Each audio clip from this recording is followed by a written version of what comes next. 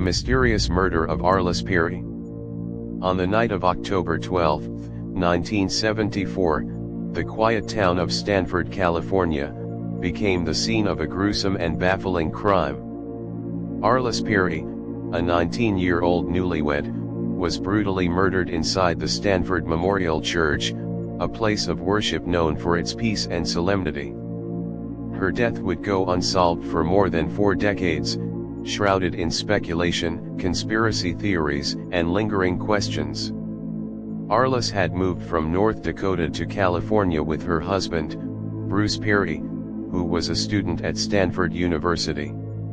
She was deeply religious and often visited the church for prayer and reflection. Born and raised in Bismarck, North Dakota, Arlis was known for her kind spirit, devotion to her faith, and warm personality.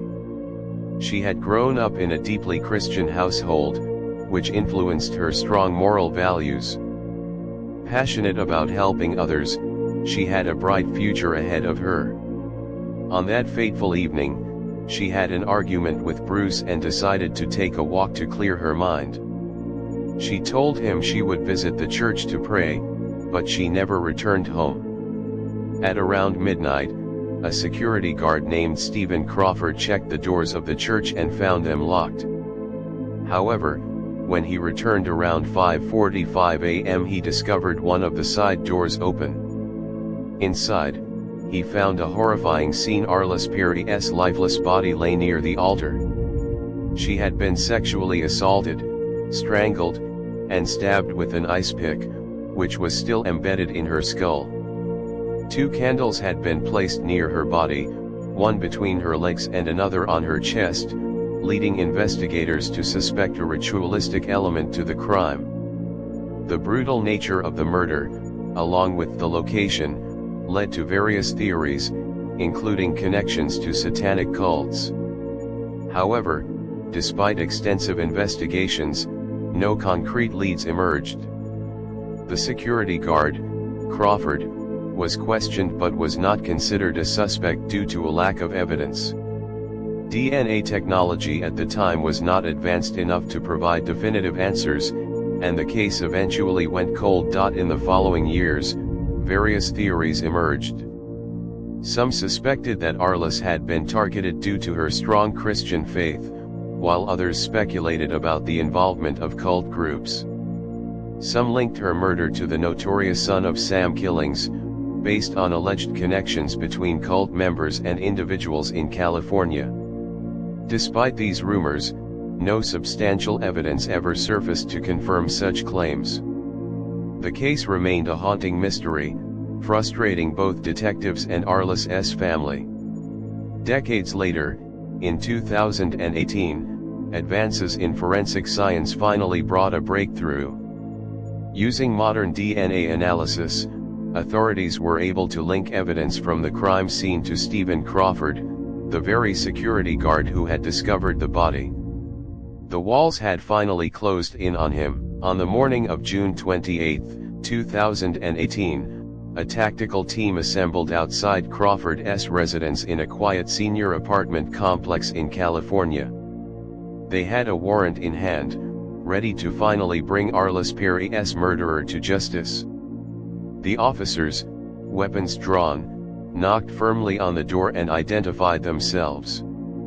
Silence. The minutes stretched unbearably long as they attempted to coax Crawford into surrendering peacefully. When no response came, they forced their way in. Inside, they found Crawford seated in his dimly lit apartment, a grim expression on his weathered face. Papers and personal items lay scattered around him, a silent testament to a life haunted by secrets. The officers moved in cautiously, instructing him to stand up and place his hands behind his back. But in an instant, Crawford's right hand disappeared beneath the clutter on his desk. Before anyone could react, he retrieved a .38 caliber revolver, pressed it under his chin, and pulled the trigger. The sharp crack of the gunshot echoed through the small apartment, cutting through the heavy silence.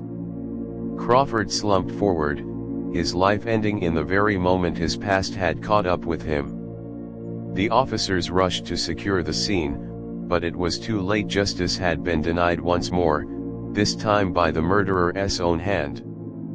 Further investigation revealed that Crawford had a troubled history, including accusations of misconduct during his time as a security guard. Authorities found evidence suggesting that he had an obsession with the crime and had kept newspaper clippings and other materials related to the case. It was also discovered that he had a long history of psychological instability and was known to have a fascination with violent crimes. Crawford had a military background but had been discharged under unclear circumstances. Former colleagues described him as a loner with an unsettling demeanor.